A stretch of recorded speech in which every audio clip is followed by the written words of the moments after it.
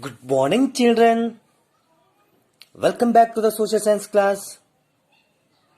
After a long gap, enjoying the holidays, once again we are coming back to the track. I hope in our previous class, we were discussing about the important dynasties of Karnataka. So, as we were discussing about the important dynasties of Karnataka, in our previous class, we have successfully discussed about Shatavahanas. So after that, now we are going to discuss about one more important dynasties of the south of the Karnataka, which is none other than the Kadambas. I hope many of you people might be aware of this Kadamba dynasty, because this Kadamba dynasty is going to be considered as one of the most popular dynasty in Karnataka. And that too, we need to feel very proud about this one, because this is the first Kannada dynasty of Karnataka.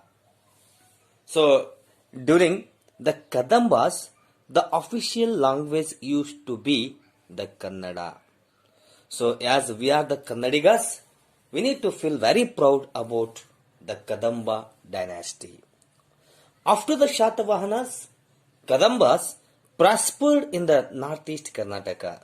See, in a sense, once the Shatavahanas period completed, once their power declined, the Kadambas came to power and they prospered in the northeast Karnataka. And you know very well, the founder of Kadamba dynasty is Mayuravarma. Who? Mayuravarma. And Banavasi of Uttara Kannada district was the capital of Kadambas. During that time, Banavasi, it was in Uttara Kannada district and it was the capital of the Kadambas. And the emblem of Kadamba dynasty was a lion. So you might have heard very well about a lion. And in Kannada, you might have heard about Dr. Rajkumar. So Dr. Rajkumar, he was one of the famous actor, and he has made one very what we can say means well-known movie, and in that movie also we have discussed about this Mayuravarma. Okay, so now we are going to discuss about the most eminent, the most popular, the most well-known ruler from the Kadamba dynasty, that is the Mayuravarma. Mayuravarma was a Brahmin. Basically, he was a Brahmin and had been to Kanchi for the higher education. So, as he was a Brahmin, so he went to Kanchi in order to have the higher education. So, usually, you know very well, Brahmins used to have the higher education in the previous days. So, the higher education was specially meant for the Brahmins only. So, here the Mayuravarma, who was basically a Brahmin, he went to Kanchi in order to get the higher education. But there he was insulted or humiliated. Insulted or humiliated, both are same, by a Pallava military officer. So during that time, Pallavas used to rule over the Kanchi. And when Mayuravarma went to have the higher education in Kanchi, he was insulted by Pallava military officer. Mayuravarma felt so offended that he decided to become a Kshatriya. So when he was totally insulted, when he was humiliated, so what he thought is, it is better that why can't I should become the Kshatriya?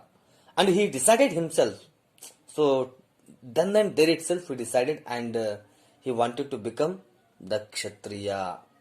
So he gathered the tribal people and attacked Pallavas.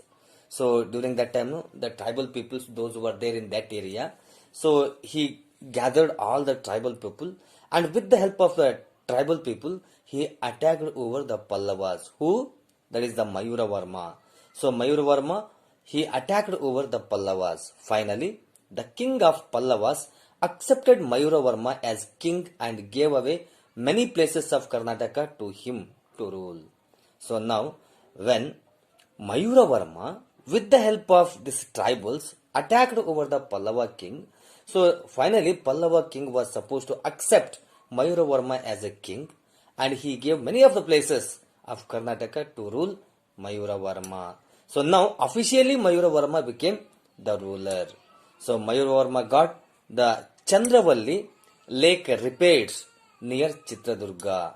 So Chandravalli lake, it was near the Chitradurga. It was under repair, and he got under repair. And Kakusavarma is famous among all the Kadamba rulers that ruled after Mayuravarma. So up to where Mayuravarma was there, no, he was only the famous ruler from this Kadamba dynasty. So after the Mayuravarma, the next important ruler from this dynasty was Kakusavarma.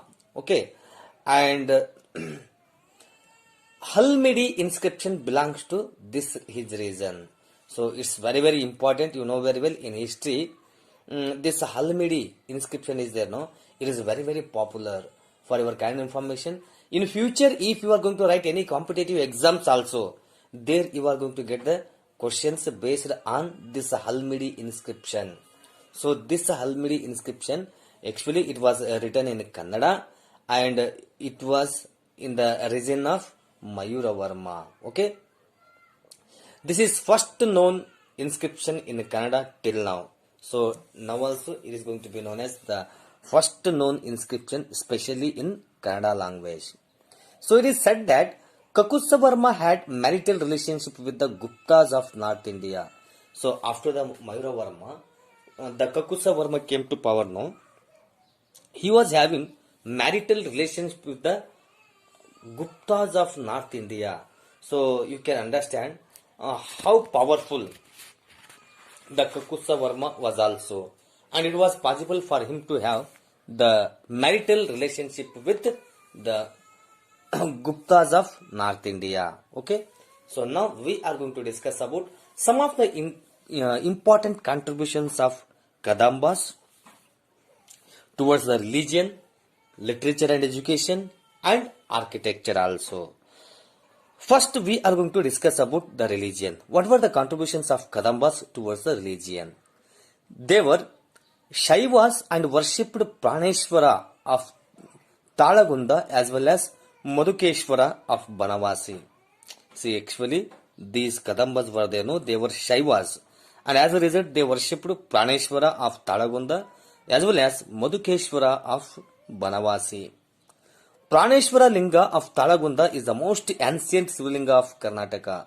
So, at present, you know very well, this Praneshwara Linga in Talagunda is there, no?